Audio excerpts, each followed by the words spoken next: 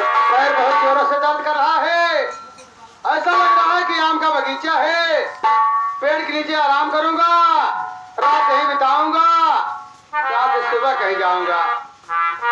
अरे माटी के शरीरिया पे, अरे मत करा गुमान हो, जे बे हम बोलत करा पहचान हो, जे बे हम बोलत करा पहचान हो, जे बे हम बोलत करा पहचान हो, जे बे हमें बोलियो का,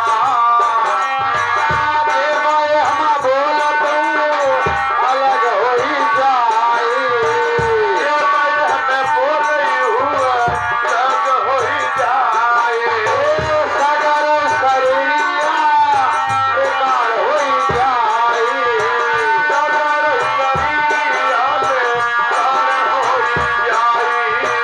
रोकी दे है लोग वाले जाई आसमान हो, जे बे हम बोलत करा पहचान हो, जे बे हम बोलत करा पहचान।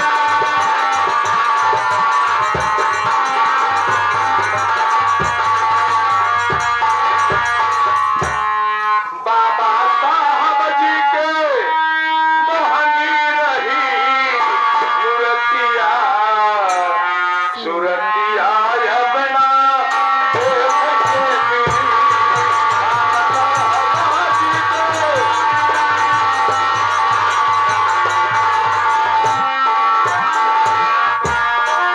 छोटे भाई के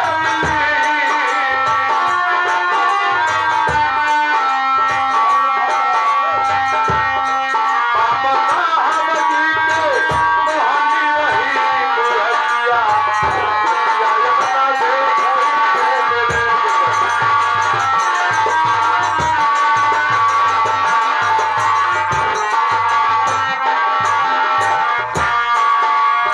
आधी रात तक जागे जाग के आकाश बढ़ाई,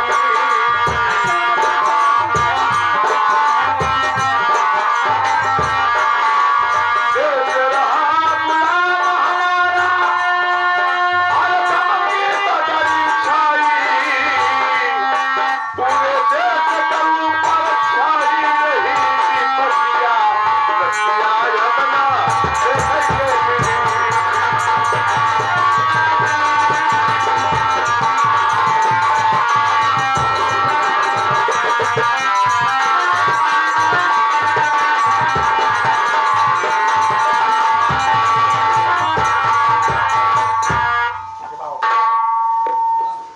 के बाहो भैया,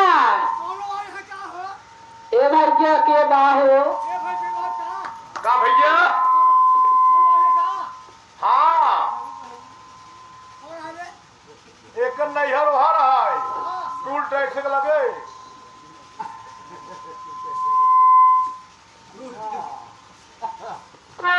का रे का भैया, तो हम बात बताओ। ए भैया हमको जाई तापेपुर। हमका तापेपुर जाई बाटे। हम का तापेपुर बता दे तो न। पहली बात हमें साथ नवासी होई। मामा 90 है 90 एक गांव रहे वाला हमला होई। सुना यही बगलिए गांव में सोबा जा हो पूछ लिया तो का जानकारी बता दे जा तू।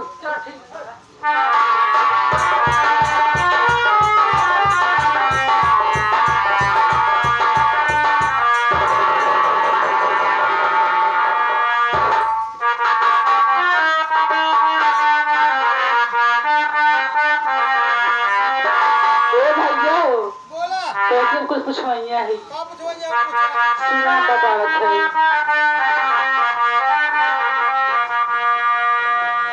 अरे कहता तो पूरा अरे कवन रहिया भाई के गई हमका सही सही बतावा बताई दे तना सही बतावा बताई दे तना बताई सही बतावा बताई दे तना।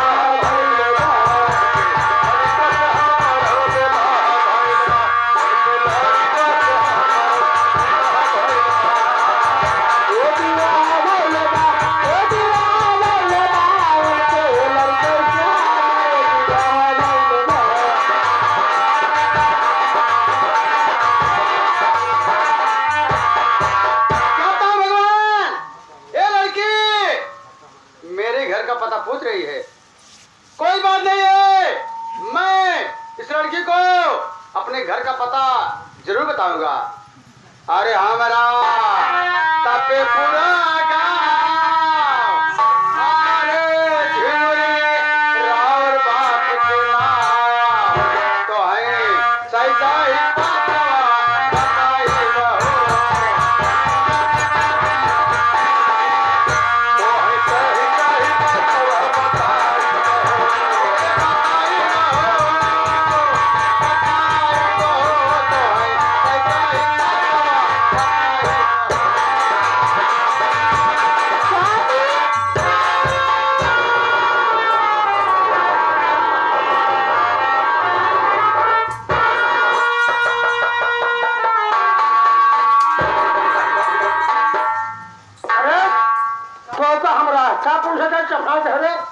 ये भाई ये हमार स्वामी है। के हैं स्वामी के स्वामी ये हमार राजा है। तो राजा है गदा पुरखा है। ये हमार मनसेधु है। तार मन देखू ये भाई रे जाता नहीं क्या नहीं। बताई दे। ये कब बियाह हुआ है। अच्छा अच्छा कहा भैया हम तो इतना प्रेम करते हैं भैया का छापे आ गया सुर रहा तो सुर आवाज लड़की के है के है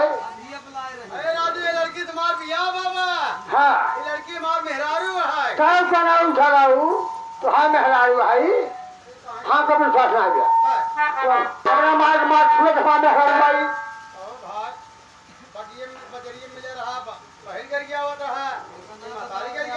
हम गरियात नहीं भाई हम खा ले हमको विश्वास हो गया है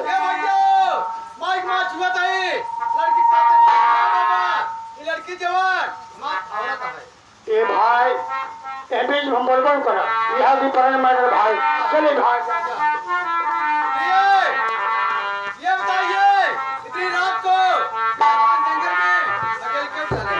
तू बताओ तू कहाँ ठहरा था? मेरी हाल मत पूछो। पिताजी हरिद्वार गए थे। हाँ। बड़े भैया लखनऊ चले गए। हमारी भाभी धन दौलत के लालच में आकर के डॉक्टर बुलवाया, बुलवा दिया। इतना बड़ा अत्याचार। पहले तक हमारे घर से बाहर निकाल दिया। हाल कैसे हुई? तू हमार हाल का पूछत है मेरे भैया निकाल के घर मार के। साहब मेरे बहुत जोर तक कर रहा है। एक काम करे तो तू बोल रहा हम तार करेंगे थे। ठीक है। चल।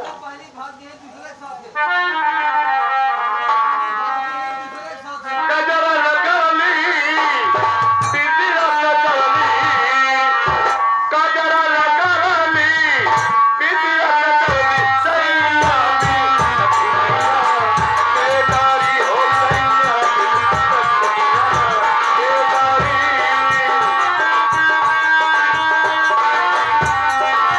गजरा लगली दीदिया गजरली सैया बेदारी हो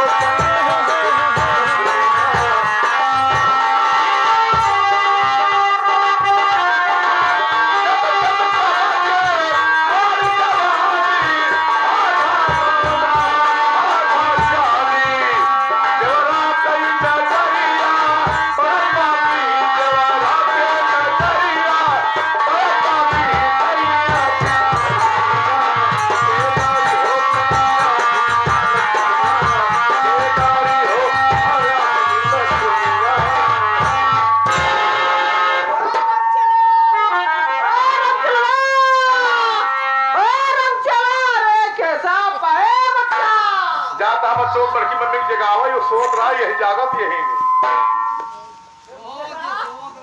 वहाँ कहाँ जा रहा, भागते हुए जा रहा है? कुछ खास नहीं हम क्या? कुछ देख रहा है? देख जो सामने बगीचा दिखाई दे रहा है। ओ वाला हाँ, एक आदमी लेटा है, एक औरत बैठी तो पैर दाब रही है। बच्चा जाओ देख कर किसलिए बैठी, क्या परेशानी है? बड़ा बढ़िया शहर बतावा था क्या हुआ? चाहे लड़की पद भी लाजू तो खाई हम नहीं बच्चा, लाज तो नहीं खाना, जाओ पूछ के आओ क्या परेशानी, किसलिए बैठी है? पता गए हाथ में मेहंदी बाबा से पूरा बर्बाद गजरा हो गया हमारा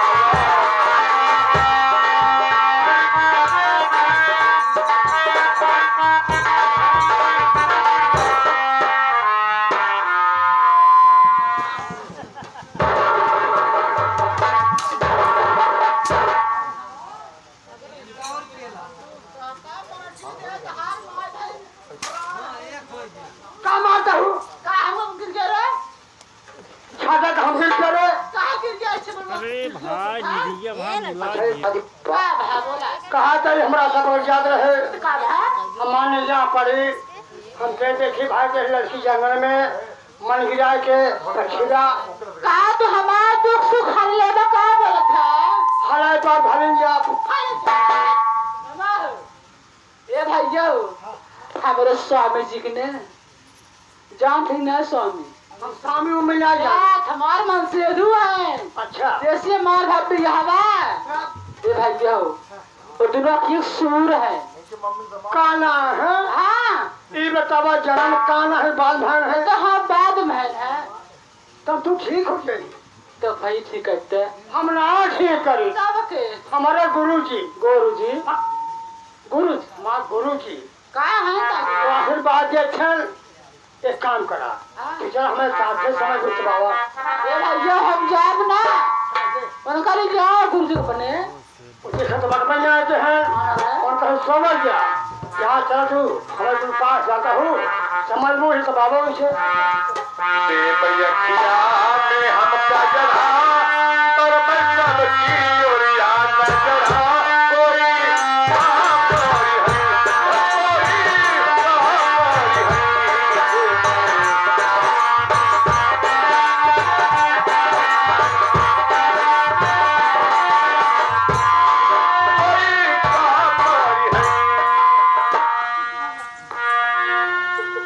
गुरु जी हाँ बच्चा क्या ऐसा करो बच्चा तो लड़की वही जिसके तालाब में घूम रहा हूँ हाँ बच्चा कब जा तू है तू तू लिट्टी चोखा लगा थोड़ा बात कर रहा हूँ ठीक है अब हम जाए भाई सही नहीं और ये बच्चा लिट्टी चोखा लगा मैं आ रहा हूँ बात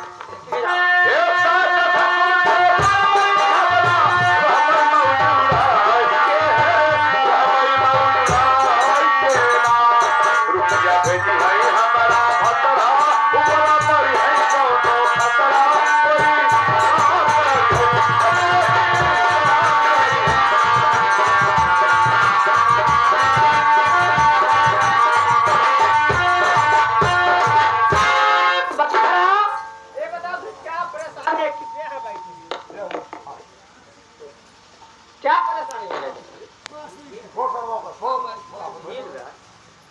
ये बताओ क्या परेशानी किसलिए बैठे हो यहाँ पर हे गुरु जी हो हमारे स्वामी जी दोनों की फुटकी हो दोनों के सूर है आसुर हैं बताओ जानवर की बात में ये तो बाद में है चलो ठीक है बच्ची घबराने की बात नहीं है तो कैसे ठीक होगी ये एक मेरा शर्त है क्या शर्त है वो बता रहा हूँ बोलो हाँ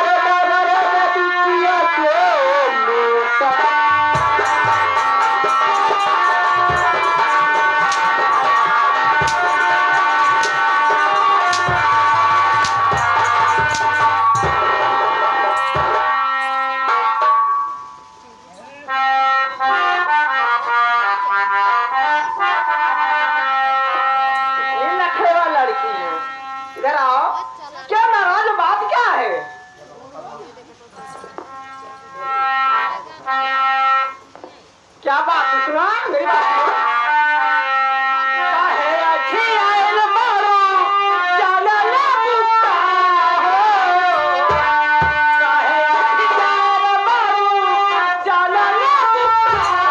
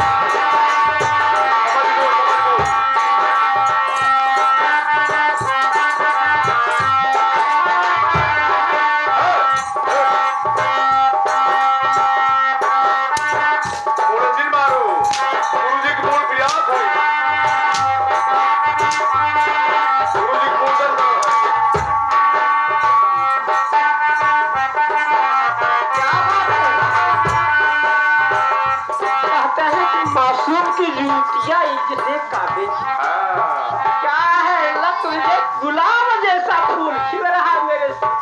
अब उठा के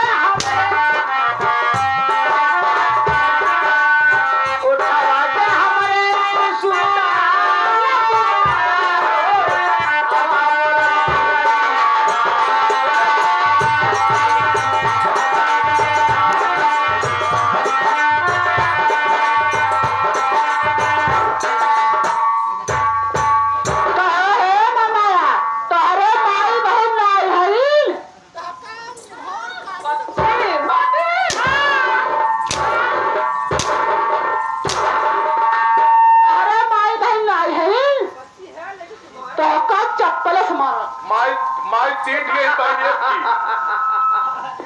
न चप्पल न पीर वालों को मिलता है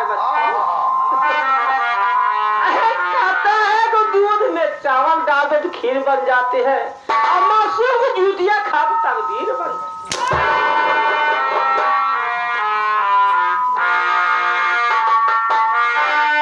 और कोई देख सूरत चलो तना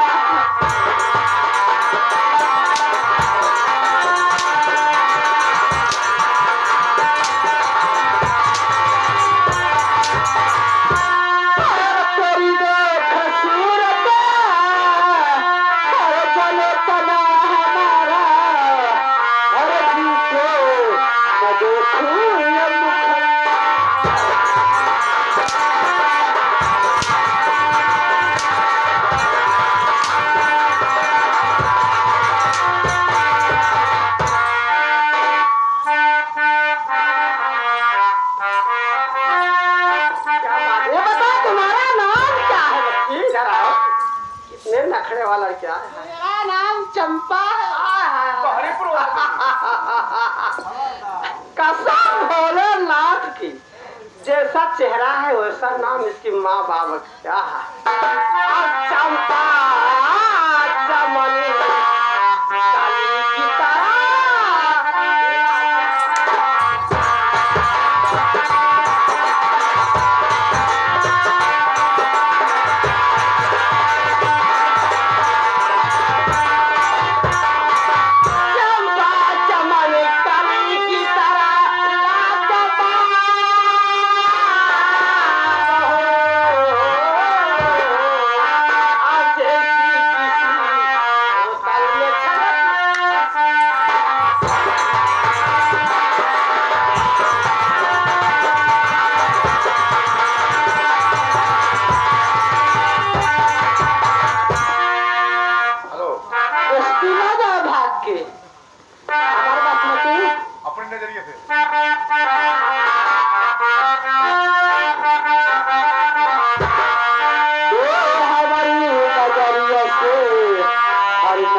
बिना मिलाया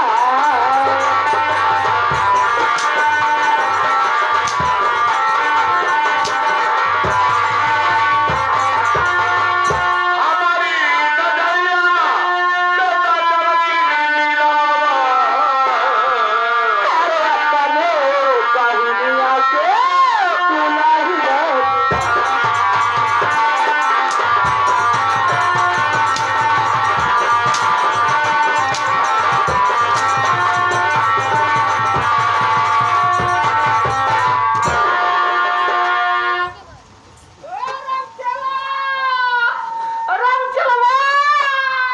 बुलाई चुप रहा कहो भाई हम तो भौरी बन होते रहे यार घाप घाप अरे लड़की तो है लेकिन मेरी बात नहीं मान रही है। तुम्हारी बात नहीं मानता मेरी बात नहीं माने बच्चा। तोरे पटरिया में सहरवा ही आएंगे अच्छा बच्चा तुम्हारे है क्या? हम का एक मिनट पटरिया बच्चा तब जल्दी कर बच्चा जल्दी करो बच्चे जल्दी कर तब जल्दी कर।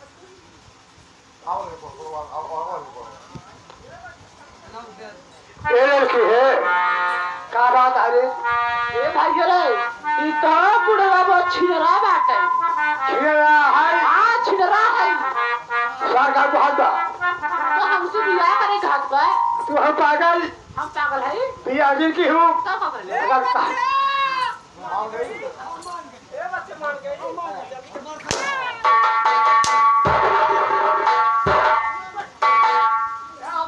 मान गई कहा था पिया जी की हूँ तब का कहले ऐसी जब कहाँ इतना शादी कैलू तार हमारा मुंह फाड़ जाए शादी से याद उठो था मुझे भारा तो का सही बतावा था है या तो पहले गए हो तू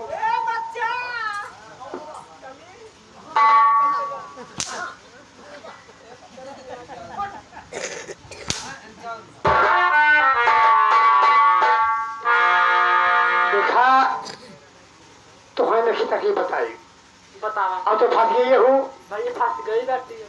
तुम ऐसी क्या हम बियाह करो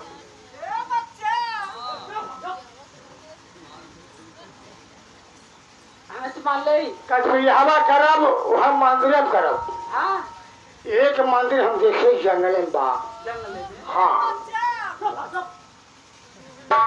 वहीं पहुंचा दिया चला बियाह है बहाना वही किसा कच्चू है बा चक्कू होए हाँ हाँ के बड़ी बा हां वही बहुत सारी पूछ आई चलो ठीक बात है मान ला ए गुरुजी